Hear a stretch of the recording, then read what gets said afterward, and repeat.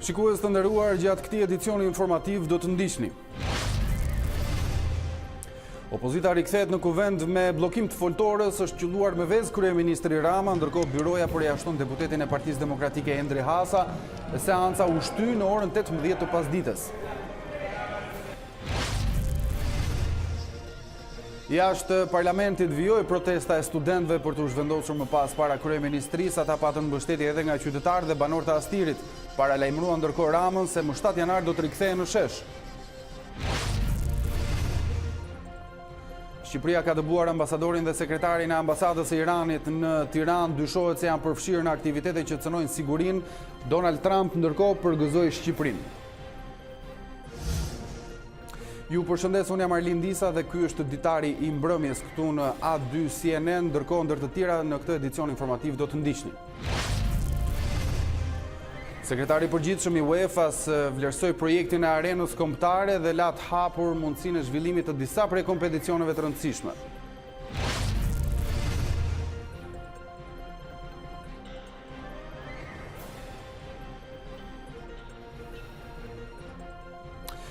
Rikthimi i opozitës në sallën e seancave plenare riktheu edhe tensionet në sallën e kuvendit. Fillimisht ishte fjalimi i kreut të Partisë Demokratike Lulzim Basha që me tone të larta mori fjalën e tij në kuvend, ndërkohë pak çaste nga nisja e fjalimit të Ramës, deputeti Endri Hasa e qelloi me vezë kryeministrin. Ne ndërkohë do të kemi lidhje të drejtë për drejta gjatë këtij edicioni informativ me kolegët Elona Gjylmi, Marcela Karapanço dhe Julian Kasabi për të folur për temat kryesore të këtij edicioni informativ.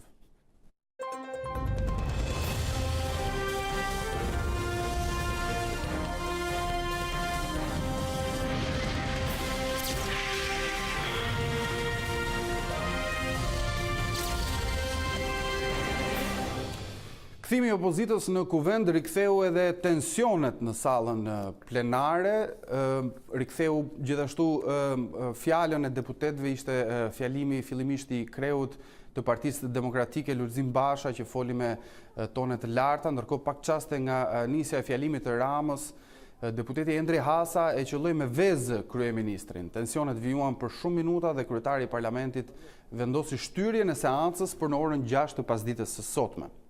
Do të kemi një lidhje të drejtë për drejtë me kolegen Elona Gjylmi tani që po ndjek punimet e pasdites në parlament. Elona, të përshëndes, në këto momente që flasim bashkë, çfarë po diskutohet në seancë? Dekreti i presidentit Meta për kthimin mbrapsht të buxhetit dhe pikërisht për të bërë ato amendime që duhen për të plotësuar kërkesat e studentëve.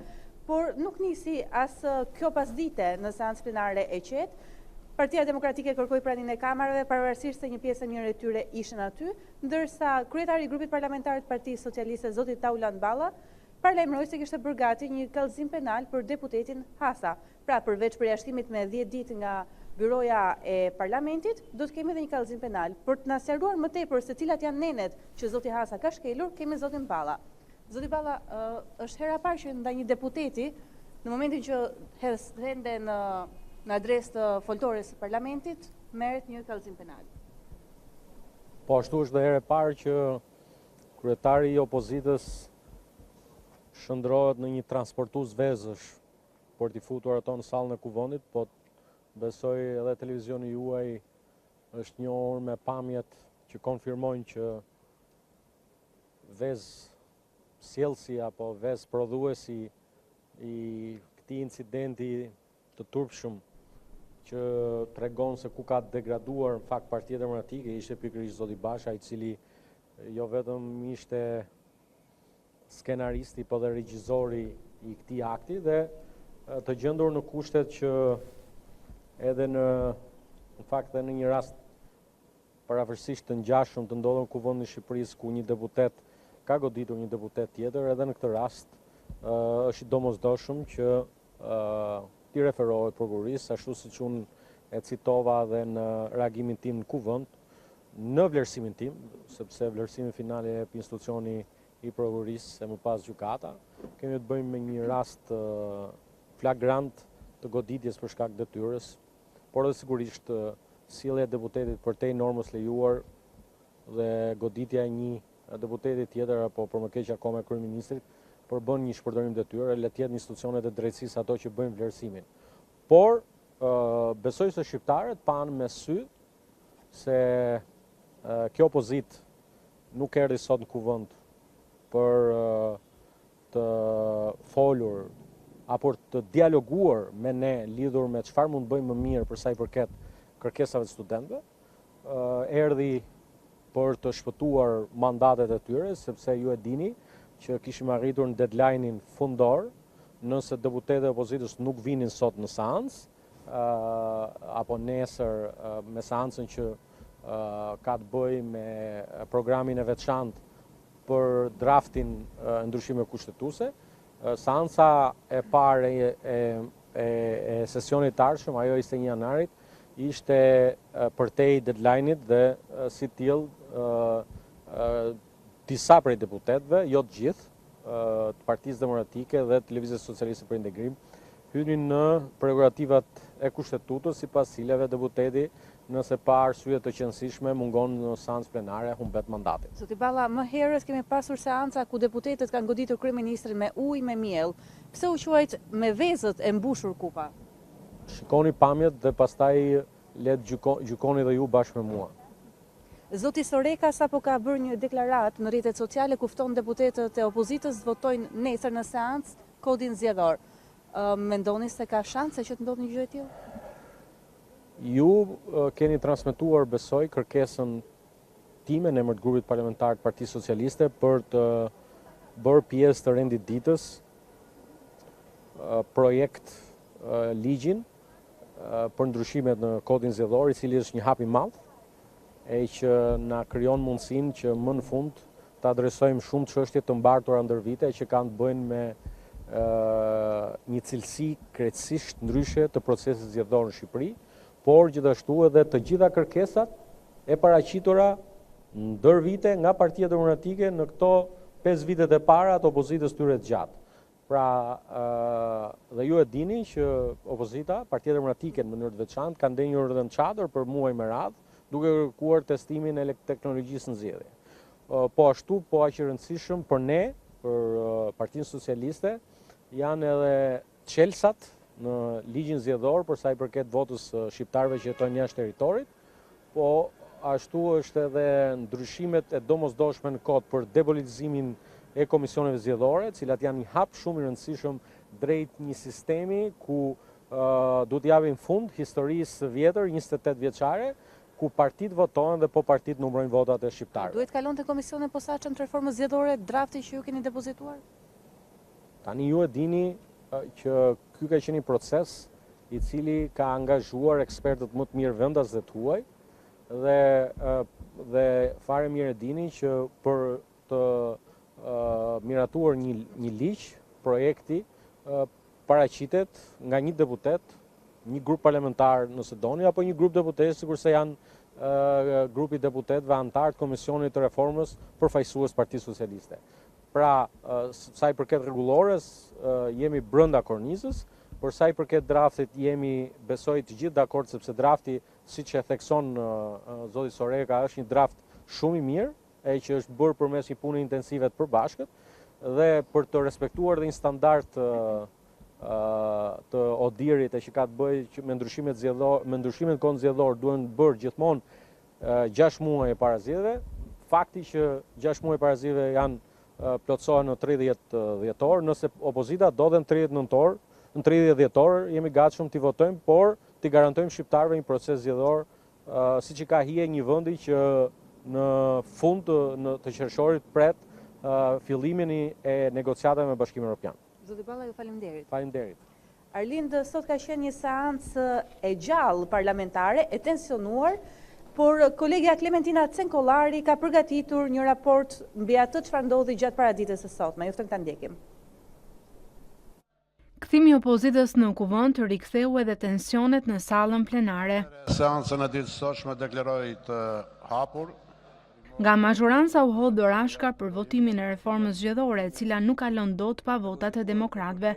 Opozita nuk mungoi të përgjigjej. Sot në rendin e ditës përfshihen pikërisht ndryshimet në kodin zgjedhor, të cilat duhet ta themi me plot gojën, adresojnë edhe të gjitha kërkesat e paraqitura nga Partia Demokratike. Qarë. E dini fare mirë, ka një komision. Si mund ta sjellësh pa kalu nga komisioni këtu? Qa po bëni ju këtu? Sho po bëni? E keni mbarë mesazhin dje nga faktori ndërkombëtar. Jeni hileqar, të poshtër. Do bëni ju reformë zgjedhore, ju nuk doni vetimin politik del. Por rikthimi i demokratëve në sallë nuk erdhi me një skenar të panjohur më parë, duke provokuar ndërprerjen e seancës disa herë. Vetëm pak minuta pasi kishin nisur diskutimet dhe kryeministri Edi Rama kishte marrë fjalën në kuvend, deputeti demokrat Endri Hasa e qelloi me vezë. Kreu i deputetëve socialist Auland Balla publikoi një video me të cilën pretendoi se deputeti Hasa vezët i mori fshehurazi nga kreu demokrat, ndërsa zoti Basha po i jepte edhe disa dokumenta.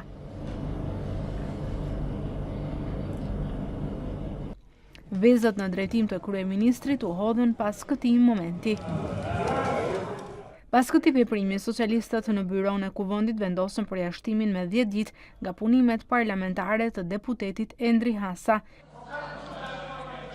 Refuzimi i tij për të lënë sallën e kuvendit çoi në ndërprerjen e seancës deri në orën 18 të pasdites. Deputeti Hasa të liroj sallën. Në kushtet që për herë të katërt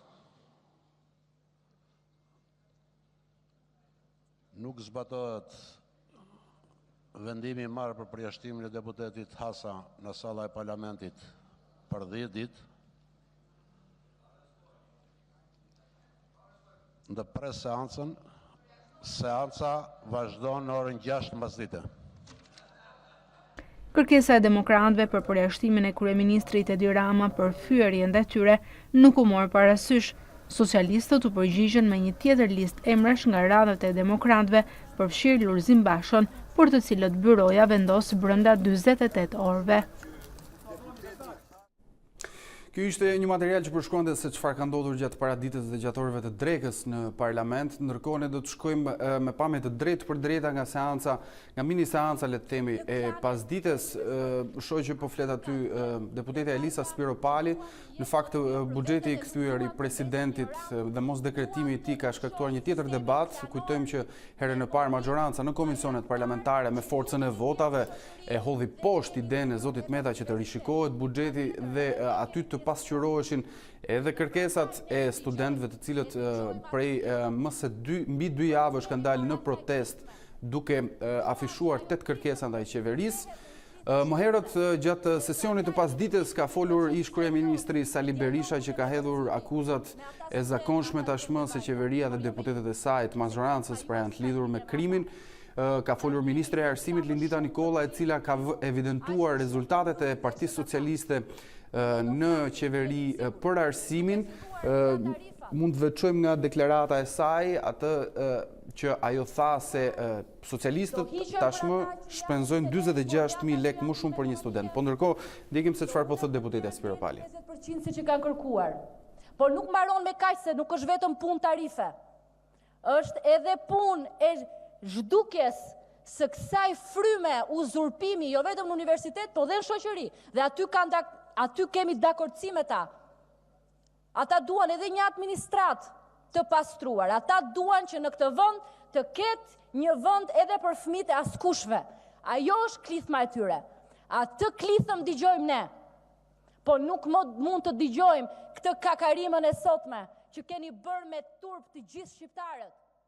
Të gjithë shqiptarët që dhe në varfrin më të madhe në shtëpitë e tyre kanë më shumë dinjitet se ju që jeni burrec, sepse ajo nuk është trimëri. Seanca e pasdites e parlamentit vijon, siç jeni duke e ndjekur dhe nëpërmjet pamjeve, është duke folur deputetja Elisa Spiropali, ndërkohë më herët është larguar nga salla e parlamentit kreu i opozitës Lulzim Basha. Ne ndërkohë do të ecim me zhvillime të tjera, pasi qëndruan për gati 3 orë përpara parlamentit, studentët e zhvendosën protestën e tyre përpara kryeministrisë, duke paralajmëruar se pas festave të fundvitit do të rikthehen sërish në protestë. 7 janari do të jetë protesta e parë e vitit 2019, ndërsa kërkesat do të mbeten po ato. Ndjekim kolegen Ornela Joti. Ka hyrë në ditën e 16 protesta e studentëve, po ashtu dhe bojkoti masiv në universitete. ashtu si dhe ditët e tjera të rinjt kanë marshuar nga fakultetet e tyre drejt parlamentit, aty ku mbaj edhe seanca plenare. Edhe pse shumë të pak në numër, studentët sot janë mbështetur edhe nga banorë të Tiranës, ata të zonës së Astirit, por edhe simpatizant të Partisë Demokratike.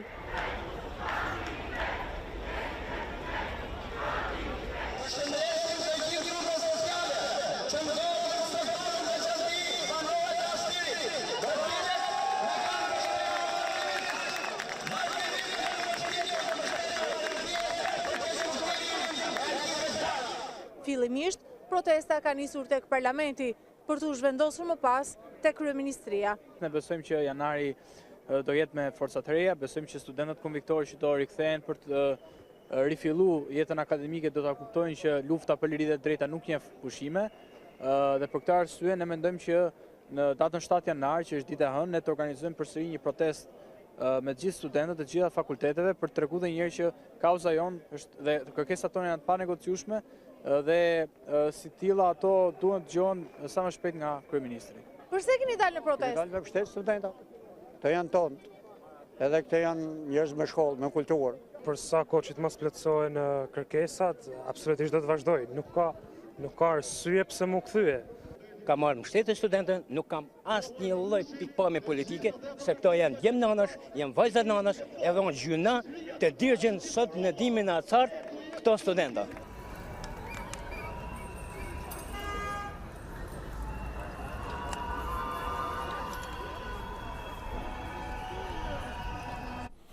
Ndërsa një pjesë e studentëve vijojnë të qëndrojnë tek kryeministria, vetë kryeministri ka zgjedhur një tjetër universitet për të dialoguar me studentë dhe pedagog. Marcela Karapanço është në lidhje të drejtë për drejtë me këtë edicion informativ tani. Marcela, të përshëndes. Kryeministri sot ka qenë në Universitetin e Arkitekturës dhe Inxhinierisë. Si është pritur ai nga studentët dhe pedagogët e këtij universiteti?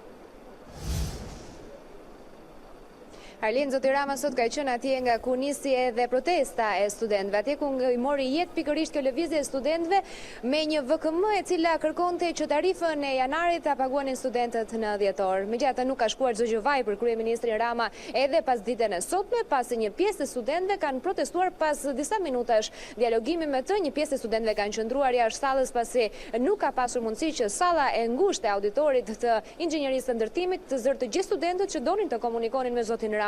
Megjithatë, është liruar një pjesë e vendit për shkak edhe të një prej përplasjeve ballazi që ka pasur zoti Rama me një prej studentëve. Bëhet fjalë për një studente të arkitekturës e cila ka zbuluar sipas saj mesazhet dhe që më pas janë konfirmuar nga vetë zoti Rama që ky i fundit i ka dërguar në mbrëmje vonë në celularin e saj, madje më pas e ka marrë dhe në telefon.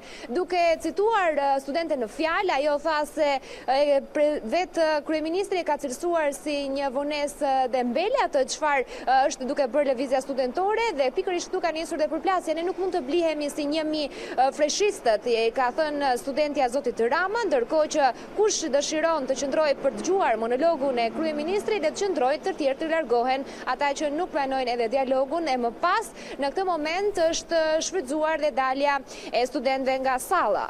Po, pavarësisht refuzimit që është bërë nga një pjesë e tyre, disa prej studentëve në fakt qëndruan dhe shpalosën disa kërkesa, cilat kanë qenë ato, Marcela? Pikë së pari, Universiteti i Inxhinierisë së Ndërtimit edhe ai arkitekturës kanë pasur disa kërkesa që lidhen kryesisht me masterin dhe që jo pak kanë marrë përgjigje nga kryeministri Rama. Së pari, studentët kanë ngrihetur pyetje të tilla si nuk është problemi jon për të paguar 250.000 lekë të vjetra, 25.000 lekë të rinj për bachelor, por ne duhet të paguajmë 210.000 lekë të reja, pra 2.1 milion lekë për masterin. Kanë kërkuar studentët jo vetëm një, por disa prej tyre, një zëri kanë kërkuar që të rishikohet edhe në skemën e subvencionimit nga ana e qeverisë edhe tarifa e masterit, pasi janë tarifa të larta të cilat studentët nuk i përballojnë dot. Përgjigjja e zotit Rama ka qenë taksative. Janë tarifa të një grade shkencore, ndaj do duhet që edhe për shkak të përfitimit që marrin në për të gjetur një vend pune do të duhet të paguajnë për ato, nuk janë njësoj si bachelor. Ka qenë kjo pjesa më e madhe e diskutimit mes studentëve dhe kryeministrit Rama në këtë fakultet ditën e sotme. Ndërkohë, gjatë pas ditës, Marcela, një përfaqësi e studentëve ka paraqitur një listë me 8 pika që ja ka nisur kuvendit. A ka informacione se çfarë thuhet në të? Ne kemi siguruar këtë kërkesë Arlind, A2 CNN ka siguruar kërkesën e drejtuar kuvendit nga ana e studentëve, 8 pika tashmë janë publike, por ajo çfarë është e reja në këtë pikë është ultimatumi që studentët me firme me vuli kanë vendosur kuvendit që në datën 6 janar me nisjen e sesionit të ri parlamentar të ketë një përgjigje për kërkesat e tyre. Ky është ultimatumi që kanë vendosur studentët, përndryshe në rast të mos plotësimit të këtyre kërkesave, ata do t'i rikthehen me njëherë protestës dhe bojkotit mësimor. Marcela Karapanço, të falenderoj, ishte kolega Karapanço nga Kryeministria në këtë lidhje të drejtë për drejtë. Ne ndërkohë ecim më teme të tjera informacione. Vendimi i Shqipërisë për të dëbuar ambasadorin iranian në Tiranë dhe një atashe u përshëndet nga Shtetet e Bashkuara të Amerikës. Presidenti amerikan Donald Trump i dërgoi një letër kryeministrit Edi Rama ku e falenderon për ato që i quajti veprime kundër përpjekjeve destabilizuese të Iranit. Shqipëria shpalli persona të padëshiruar ambasadorin e Iranit dhe një atashe nga ky vend, në ndyshimin se janë përfshirë në aktivitete që cënojnë sigurinë e vendit. Lajmin e bëri të ditur përmes një postimi në rrjetin social Twitter, këshilltari i presidentit amerikan për sigurinë John Bolton, i cili përgëzoi qeverinë shqiptare. Kryeministri i Shqipërisë Edi Rama sapo dëboi ambasadorin iranian, duke sinjalizuar liderët iranian se mbështetja e tyre për terrorizmin nuk do të tolerohet. Ne mbështesim kryeministrin Edi Rama dhe popullin shqiptar, teksa ata ngrihen ndaj sjelljes moskokçarse të Iranit në Europë dhe përreth globit. Lajmi u konfirmua më vonë nga Ministria për Europën dhe Punët e Jashtme. Lidhur me rastin, reagoi edhe presidenti amerikan Donald Trump, i cili dërgoi një letër falënderimi kryeministrit Edi Rama.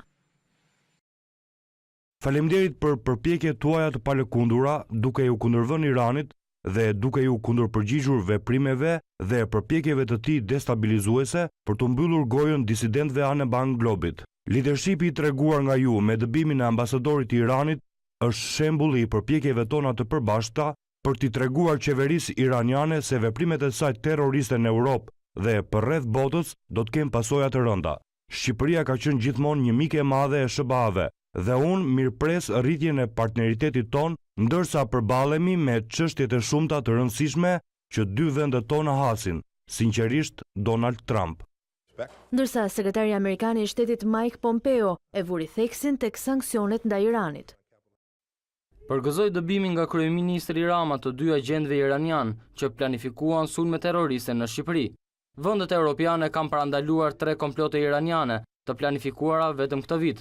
Bota duhet të qëndrojë e bashkuar për sanksionet ndaj regjimit të Iranit, derisa ai të ndryshojë veprimtarinë shkatërrimtare. Do të vijmë të flasim për të njëjtën ngjarje, do të sjellim më tej informacione më të detajuara pranë ambasadës iraniane këtu në Tiranë ndodhet kolegu Julian Kasapi. Do ta kemi në një lidhje të drejtë për drejtë tani. Juli, të përshëndes. Atëherë reagimet e Teheranit zyrtar, cilat kanë qenë? Atëherë Arlind, po është vërtet, pas reagimeve pozitive duhet thënë të Washingtonit zyrtar, ka pasur dhe reagime nga Ministria e Jashtme e Iranit lidhur me dëbimin e 2 diplomatëve iranian nga qeveria shqiptare. Nëpërmjet një reagimi zëdhënësi i kësaj Ministrisë Jashtme të Iranit, Behram Gasemi, e cilësoi si të papranueshëm këtë veprim të qeverisë, ndërkohë që duke foli për një skenar të Shteteve të Bashkuara të Amerikës, të shërbimeve inteligjente të Izraelit, por dhe të disa grupeve ekstremiste terroriste anti-iraniane, duke nënkuptuar këtu dhe antarët opozitarë, pra mujahedinët. Ndërkohë për diplomatin e dytë, Juli, çfarë informacionesh ka? Atëherë për sa i përket diplomatit dytë, ende nuk ka një informacion zyrtar se cili është atasheu i cili është larguar, pra është dëbuar nga Shqipëria, por të paktën nga dhënat më të fundit bëhet fjalë për sekretarin e parë të ambasadës së Iranit. Sipas të informacioneve, ky person ka mbajtur më parë posten në agjenturën iraniane dhe së fundmi prej disa vitesh mbante postin e sekretarit parë në ambasadën e Iranit. Kujtoj gjithashtu se të dy diplomatët janë persona të cilët janë atakuar vazhdimisht dhe nga antarët e partisë opozitare, pra mujahedinët, si persona të lidhur ngushtë me agjenturat iraniane, madje në disa raste ata kanë shprehur dhe rrezikun që i kanoset nga agjentura iraniane, pra kanë shprehur rrezik për jetën e tyre. Juli, ndërkohë këta emra i bashkohen në total disa emrave të tjera apo jo që kanë patur probleme me drejtësinë në Shqipëri dhe me rendin. Kujtojmë dhe ndalimet e mëparshme, rreth 2 vite më parë. Në total sa janë ata? Po është e vërtet, Arlind, në vitin 2018, 2 persona të cilët pretendonin se ishin gazetari iranian erdhën në Shqipëri për të marrë pjesë në festën e Sultan Novruzit, por më pas ata u arrestuan si persona të cilët rrezikonin komunitetin Mujahedin. Gjithashtu më duhet të them se këta 2 persona më pas nga përgjimet e prokurorisë të krimeve të rënda por dhe antiterrorit dolën dhe si personat përfshirë të paktën dhe me disa tjerë të cilët u arrestuan përsa i përket sulmit të mbetur në tentativë pra sulmit terrorist i cili do të kryej gjatë ndeshjes Shqipëri-Izrael në vitin 2016. Kjo pasoi dhe më pas edhe mosardhjen e kryeministrit izraelit në Shqipëri, ndonë se ai kishte lajmëruar se do të vinte në Shqipëri, ai u shfaq në disa vende të tjera të Ballkanit pra duke anuluar vizitën e tij zyrtare në Shqipëri. Ishte Julian Kasapi në këtë lidhje të drejtë për drejtë, falenderoj për gjitha informacionet që përcolle. Këshilli i lartë gjyqësor ka nisur sot nga puna, 11 antarët e tij janë mbetuar për detyrën e re, e cila do t'i japë të drejtën të vendosin mbi reformën e thellë në gjyqësorin shqiptar. Antarët e këtij këshilli do të kenë një mandat nga 3 deri në 5 vite. Pas 2 vitesh përpjekje, Këshilli i lartë gjyqësor konstituohet. Një tjetër organ i drejtësisë merr formë pas ngritjes së Këshillit të lartë të prokurorisë. Ngritja e këtij këshilli do t'i hap rrugën dhe gjykatës speciale antikorrupsion, e cila do të shqyrtojë dosjet e politikanëve dhe zyrtarëve të lartë. Ky këshill pritet që të propozojë dhe emrat e anëtarëve të gjykatës së lartë, e cila momentalisht është jashtë funksionit. Në mënyrë të veçantë, rikthimin e besimit të publikut ndaj gjyqësorit, që ndërsa është një nga objektiva dhe detyrat primare tona, është dhe sfida më e madhe që kemi. Ky këshill ka për detyrë të hartoj, miratoj dhe zbatoj vendime të cilat jo vetëm të forcojnë pavarësinë dhe përgjegjshmërinë e sistemit gjyqësor, por ta bëjnë atë lehtësisht të aksesueshëm dhe të besueshëm nga publiku. Mbledhja e parë e Këshillit gjyqësor, lartë gjyqësor, deklarohet e mbyllur. Ju falenderojmë. Do mbetemi në komunikim dhe uroj suksese gjithë kolegëve. Naureda Allagani, nga sot do të drejtoj Këshillin e lartë gjyqësor, duke zëvendësuar kështu Këshillin e lartë të drejtësisë me 11 anëtarët e saj. Vendimarrjet për transferimet, emrimet dhe shkarkimet e gjyqtarëve do të merren pikërisht nga ky këshill, duke i dhënë kështu formë reformës së thellë gjyqësore. Pas buxhetit, presidenti Ilir Meta i kthen qeverisë edhe nismën për uljen e dividendit nga 15% në 8%, bëhet fjalë për uljen e taksës për fitimin që u shpërndahet aksionerëve të kompanive dhe që qeveria e parashikoi në paketën fiskale 2019 që hyn në fuqi nga 1 janari. Në shpjegimin e saj, presidenca argumenton se ulja e dividendit krijon pabarazi të mëdha në taksimin e qytetarëve, çka sipas këtij institucioni është antikushtetuese. Vjojmë të jemi me të tjera zhvillimet të ardhurat nga dividendi kanë mësuar rënje të ndjeshme vitet e fundit duke bërë që buxheti të humbas miliona lekë. Eksperti ekonomist Mateo Spaho ka deklaruar në A2 Business të Aurora Sulçes se aksionerët e kompanive të mëdha kanë shfrytzuar hapësirat ligjore për të shmangur pagesën e dividendit. Gjatë viteve të fundit të ardhurat nga dividendi, e thënë ndryshe taksimi i fitimit të aksionerëve të kompanive të mëdha, kanë pësuar të kurrje të ndjeshme. Sipas të dhënave të Ministrisë së Financave, deri në gusht u mblodhën vetëm 24 milion lekë të ardhura nga dividendi, performanca më e dobët e 7 viteve të fundit. Eksperti ekonomist Mateo Spaho ka deklaruar në studion e A2 Business të Aurora Sulçes se kompanitë kanë përfituar nga hapësirat ligjore për të mos paguar këtë taksë. Kanë gjetur forma për shmangur dividend me anë të lozje të lojrave, të quajmë kështu, me buxhetet e tyre, me bilancet e tyre, edhe sepse në Shqipëri në fakt ç'është e vërteta organi tatimor nuk ka qenë shumë i aftë që sidomos për bilanceve të kompanive të mëdha të hetojë në mënyrën e duhur dhe të shikojë çfarë në fakt është fitim dhe çfarë nuk është fitim. Pra, në këtë Sipas Mateo Spahos, ulja e dividendit është një formë për të nxitur investimet në ekonomi, por kjo duhet të kombinohet edhe me një situatë të mirë ekonomike, që aktualisht nuk është e tillë. Kjo është edhe arsyeja që sipas Spahos, kompanitë e mëdha po e transferojnë jashtë vendit fitimin e tyre në vend që ta reinvestojnë atë. Nuk ka të ndalur rënja e euros në tregun tonë të këmbimit valutor sipas kursit të Bankës së Shqipërisë. Moneda europiane ka prekur sot një minimum të ri, duke zbritur në 122.9 lek. Kundrejt një ditë më parë, euro humbi 0.1 lek. Në rënje ndërkohë është edhe dollari që ka zbritur në kuotën e 107.2 lekëve. Ekspertët argumentojnë se dobësimi i euros po shkaktohet nga sasia e madhe e valutës në qarkullim, ndërkohë që kërkesa nga importuesit dhe tregtarët është e ulët, çka tregon edhe për një ngadalësim të aktivitetit ekonomik në vend. Euro pritet të psojë rënje të mëtejshme deri në fund të muajit dhjetor për arsye të sezonalitetit. Në këtë periudhë shtohet edhe më shumë sasia e saj në qarkullim nga valuta që do të sjellin emigrantët që do të kthehen atë për festat e fundvitit.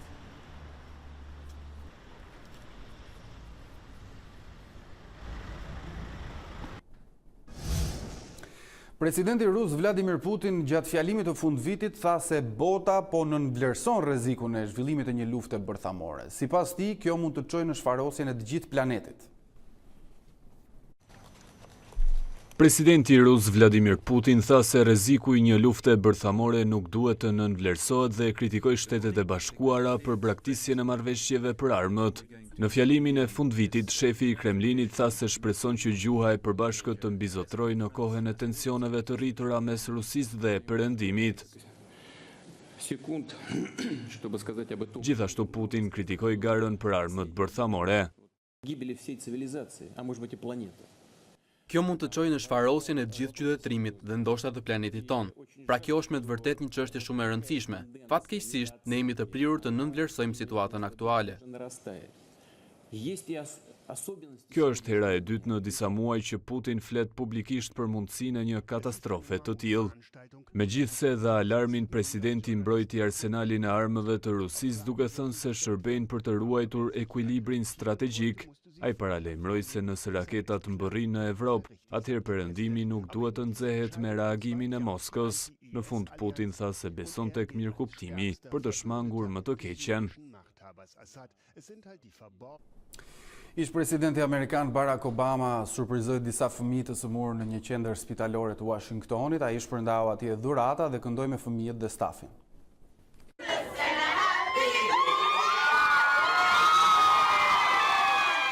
Ish presidenti amerikan Barack Obama i veshur si babagjysh surprizoi në këtë mënyrë fëmijët e sëmurë të shtruar në një spital të Washingtonit. Me kapuçin e kuq tradicional, Obama shpërndau dhurata dhe dashuri për të veçlit. Dua vetëm t'ju them faleminderit të gjithëve. Pata mundësinë të bisedoj me fëmijë të mrekullueshëm dhe familjet e tyre. Si prindi dy vajzave, mund të imagjinoj se në këtë situatë të kesh personel, mjek dhe infermier që merren dhe kujdesen për ta është gjëja më e rëndësishme. Obama qëndroi më shumë se një orë në qendrën e përkujdesjes për fëmijët e sëmurë. Ai u rrethua nga qindra persona, pacient dhe punonjës të klinikës. Të gjithë së bashku kënduan dhe këngë festive për fundvitin.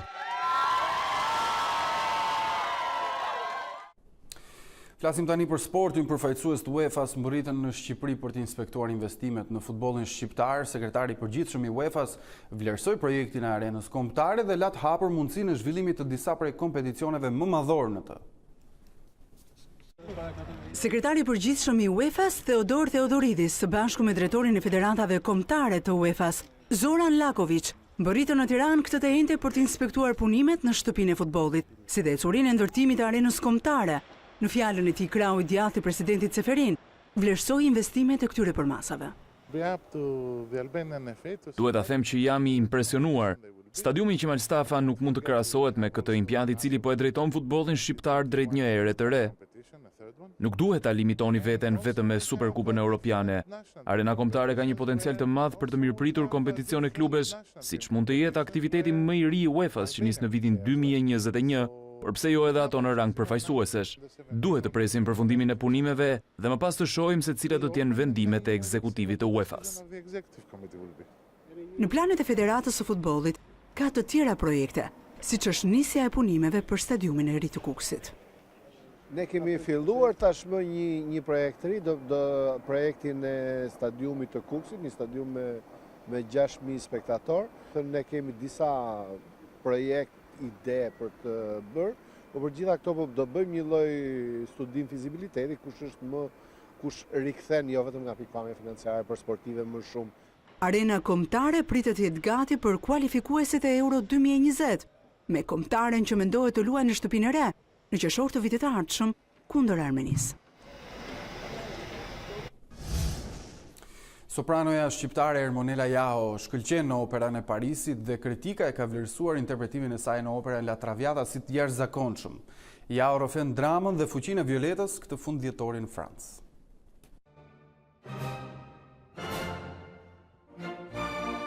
Nëse njihni Verdin, pa diskutim do ta keni dëgjuar edhe La Traviatën.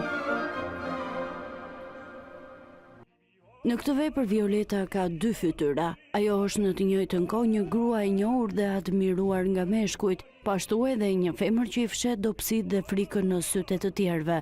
Shpesh thuhet se duhet të ketë dy soprano për të përcjellë tek publiku magjinë e kësaj bote dhe dramën intime, ose një interpretuese të jashtëzakonshme.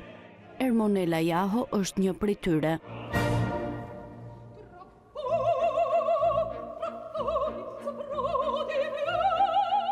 Kështu shkruan Tut La Kultur për interpretimin e sopranos shqiptare në operën e Parisit. Ajo ka shkëlqyer dhe ka marrë duar trokitjet e publikut, që këtë fundjetori ka zgjedhur ta shijojë La Traviatën në një nga skenat më operistike të botës. Ka kaq shumë ngjyra në këtë vepër, është diçka e pabesueshme. Arjet janë shkruar për secilin zë. Në partitura ka diçka të veçantë për secilin nga karakteret, e kjo i jep gjithë interpretuesve diçka magjike. Edhe pse kjo nuk është hera e parë që Jaho interpreton La Traviatën në skenën operistike të Parisit, sopranoja shqiptare digjet një të dhurojë emocione të reja.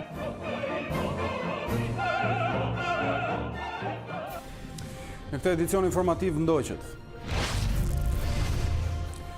Opozita u rikthye në kuvend me bllokim të foltores, u qellua me vezë kryeministri Rama, byroja përjashtoi deputetin e Partisë Demokratike Endri Hasa dhe seanca u shtyi në orën 18 pasdites. Jashtë parlamentit ndërkohë vijoi protesta e studentëve për të u zhvendosur më pas para kryeministrisë, ata morën mbështetje edhe nga qytetarët e banorët të Astirit dhe paralajmërojnë Ramën se më 7 janar do të rikthehen në shesh. Shqipëria dëboi ambasadorin dhe sekretarin e ambasadës së Iranit në Tiranë, dyshohet se ata janë të përfshirë në aktivitete që cënojnë sigurinë. Donald Trump ndërkohë e përgëzoi Shqipërinë. Sekretari i përgjithshëm i UEFA-s vlerësoi projektin e arenës kombëtare dhe la të hapur mundësinë e zhvillimit të disa prej kompeticioneve të rëndësishme aty.